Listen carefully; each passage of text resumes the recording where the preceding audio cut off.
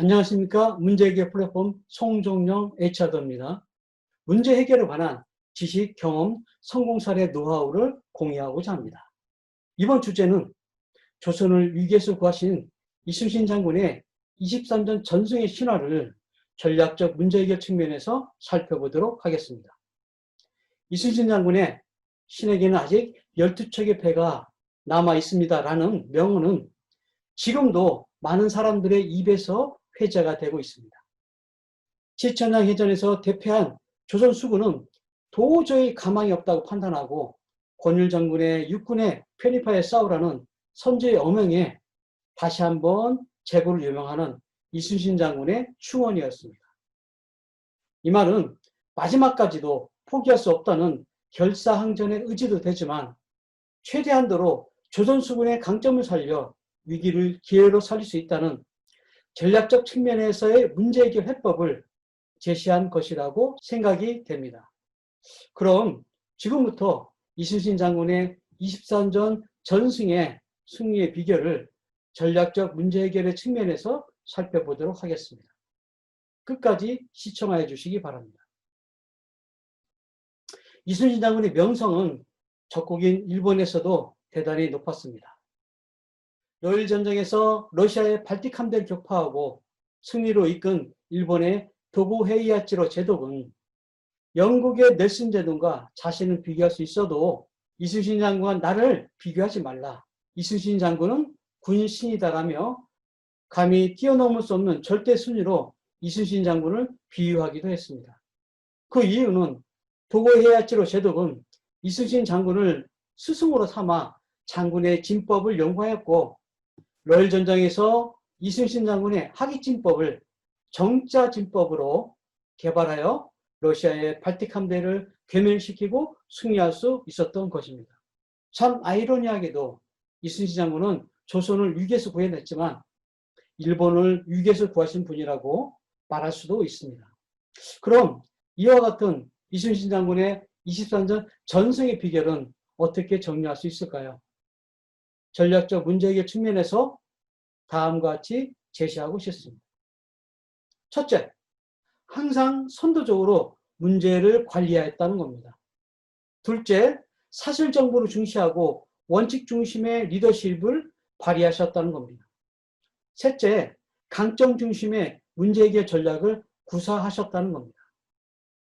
넷째, 근본적인 문제 해결을 추구하셨다는 겁니다. 그럼 이제부터는 사례를 통해서 구체적으로 설명을 해드리도록 하겠습니다. 첫째, 문제를 선도적으로 관리하셨습니다. 간단히 문제에 대해서 정의한다면 문제는 현재의 상태 대비 기대하는 바의 차이라고 정의할 수 있습니다. 그런데 이 문제는 두 가지로 크게 구분할 수가 있습니다. 하나는 현재 대비 미달된 경우입니다. 평화로운 생활이 이어져야 되는데 외구가 쳐들어왔습니다. 전쟁이 일어났습니다. 임진왜란이 발생된 경우입니다. 이것을 우리는 발생형 문제라고 얘기를 합니다. 이때는 이것저것 가릴 것 없이 외구를 물리치기 위해 긴급성의 관점에서 전력을 다해야 합니다. 여기서 전략과 창의적인 관점에서 문제 해결 활동은 일어나기는 어렵고 위기의 상황을 만든 단점과 약점을 최대한 개선하고 보강하는 절박한 활동이 대세를 이루게 됩니다. 하나는 현재의 상태에서 미래의 목표를 설정하고 이 목표를 달성하기 위해서 매진하는 경우입니다. 모든 사람은 전쟁은 안 일어날 것이다 말을 하는데 조만간 외구들이 전쟁을 일으킬 것 같습니다. 전쟁이 일어난다면 백전백승하겠다는 목표를 설정하고 현재에서 착실하게 전쟁 준비를 전략적으로 하는 것입니다. 이것을 설정형 문제라고 말을 합니다. 이때는 시간적 여유가 있으니 무엇을 어떻게 준비할 것인지 전략적이면서 창의적인 솔루션을 가지고 준비를 할 수 있는 것입니다. 실제로 이순신 장군은 전쟁을 미리 예측하고 본인이 관할하는 오진오포를 끊임없이 순시하면서 개선할 것과 없앨 것과 늘릴 것과 새롭게 창조할 것 중심으로 대비를 하셨습니다. 즉 활과 화살을 보강하고 판옥선을 늘리고 각종 지자, 현자, 총통을 개발하고 거북선을 창조하면서 그에 맞는 새로운 진법을 개발하고 수군들 훈련을 강화하였습니다. 특히 수군의 핵심인 배를 건조하는 데 필요한 목재 관리에도 철저히 하셨는데, 배를 건조할 나무가 있는 산을 사전에 선정하여 철저히 관리하셨고, 벌목 시에는 병사들과 목재 운반을 함께할 정도로 중시하였다고 합니다.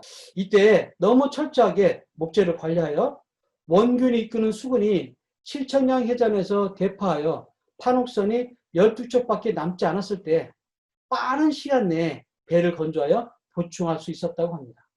이처럼 이순신 장군의 문제 해결은 문제가 발생되면 해결하는 긴급성의 문제 해결이 아니고 현재에서 미래의 상황과 이슈를 미리 선도하여 관리하는 전략적인 문제 해결이었던 것이었습니다. 이것은 현재에서도 미래 예측의 창조적 문제 해결 기법인 ERCR 기법으로 활용되고 있으며 탁월한 문제 해결자들에게 공통적으로 발견되는 유비무환의 자세입니다. 둘째, 사실 정보를 중시하고 원칙 중심의 리더십을 발휘하셨습니다. 문제를 선도적으로 관리하기 위해서는 팩트 중심의 상황을 얼마나 잘 관리하는가에 있습니다. 이순신 장군은 항상 전투에 앞서 정보를 수집하는 초탐선과 척후병을 보내 주변의 정보와 상황적 정보를 철저하게 수립하여 분석하셨고, 현재 백성들의 의견도 경청하여 이를 기반으로 이기는, 승리하는 전략을 수립하였던 것입니다. 그 빛이 최대한대로 발휘된 것은 장군의 최대 실적이라고 말할 수 있는 명랑해전을 꼽을 수 있습니다. 판옥선이 12척밖에 남아있지 않은 상황에서 초탄선을 32척이나 운영하면서 사전의 정보를 꼼꼼히 파악하였고, 장군 스스로 현지 답사를 통해 승리의 터닝포인트인 울등못을 발견하고 이곳에서 조선수군 12척으로 왜군 130여 척을 격파한 창의적인 전술을 발휘한 것입니다. 탁월한 성과를 도출하는 문제 해결은 얼마만큼 사실 중심의 정보에 철저하였는가에 달려 있습니다. 그래서 세계적인 기업의 트렌드를 말한다면 정보가 가장 1순위에 올라갑니다. 예를 들어 삼성하면 정보의 삼성, 관리의 삼성을 떠올립니다. 그래서 삼성하면 정보를 광범위하게 수집하고 분석하는 것이 너무 철저하여 늦다고들 말을 합니다. 그러나 중요한 것은 처음에는 늦지만 정보 분석 과정이 제대로만 이루어지면 그 다음부터는 그 누구보다도 이를 신속하게 진행할 수 있다는 것입니다. 이와 같은 팩트 중심의 사고는 원칙 중심의 행동으로 이어집니다. 이순신 장군은 본인 스스로가 원칙에 충실하셨고 부하들에게 롤 모델을 보여준 분이십니다. 윗사람의 줄을 대거나 부정한 청탁 행동들을 과감하게 배척하는 강직함으로 남보다 진급이 늦은 것은 모든 사람이 다 아는 유명한 일화입니다. 부하들을 관리할 때도 군의를 어기면 어김없이 처벌받지만 공을 세우면 반드시 상을 받는다는 신상필벌의 원칙을 분명히 하셨던 분입니다. 이와 같은 원칙 중심의 리더십은 너무 명확하여 이순신 장군의 부하들은 왜군보다는 장군을 더 무서워했고 존경하였다고 합니다.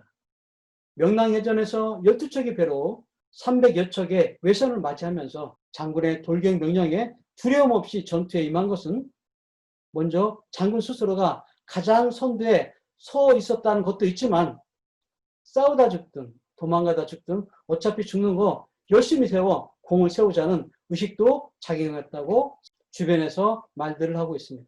이처럼 이순신 장군의 사실 중시와 원칙 중심의 리더십은 오늘날에도 전략적으로 문제를 해결하는데 중요한 기준이 되고 있습니다.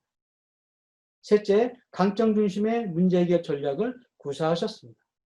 이 전략은 문제 해결에서 가장 바람직한 전략입니다. 약점을 통한 문제 해결은 나빠진 상황을 어느 정도 보강하는 데 효과를 거둘 수 있지만 그 한계를 넘어 더 도약하기 위해서는 보다 혁신적이고 창의적인 문제 해결 전략이 필요한 것입니다.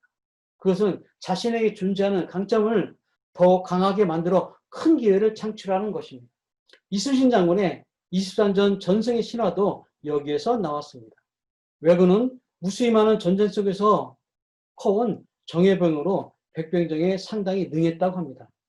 그래서 주로 사용한 무기가 조총과 장칼입니다. 날렵하고 빠른 외선을 상대 배에 붙이고 배에 뛰어올라 백병전을 벌이는 겁니다. 이런 점에서 조선 수군은 전투 경험이 없는 농민과 어민 위주로 구성되어 절대 약세였고 훈련으로 육성하는 데는 한계가 있었습니다.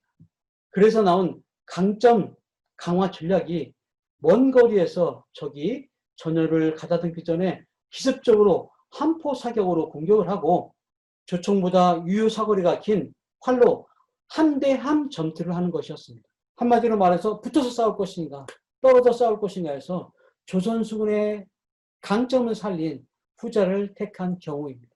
조선의 판옥선은 왜군의 안택선보다 속도가 느린 약점이 있지만 강한 소나무로 만들었고 배의 밑바닥이 평평하여 회전이 용이하고 함포 사격 시 반동을 제껴받아 배에 함포를 많이 장착할 수 있다는 장점이 있었습니다.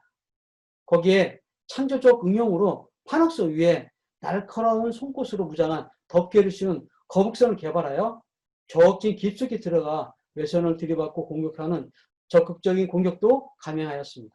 결론은 조선 수군의 일방적인 승리였고 나중에 왜군은 도요토미 히데요시의 명령으로 해안가의 높은 곳에 성을 쌓고 방어에만 치중하는 전략으로 일관하게 되었습니다. 이처럼 탁월한 문제 해결은 자신의 강점을 적극적으로 활용하는 전략에서 발휘가 되는 것입니다.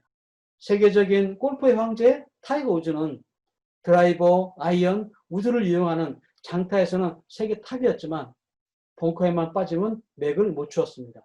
당연히 훈련 전략은 장타보다는 벙커 타출에 집중하는 것으로 생각할 수 있지만 벙커 타출보다는 장타를 더 강화하는, 다시 말해서 잘하는 것에 집중하는 전략을 사용하였던 것입니다.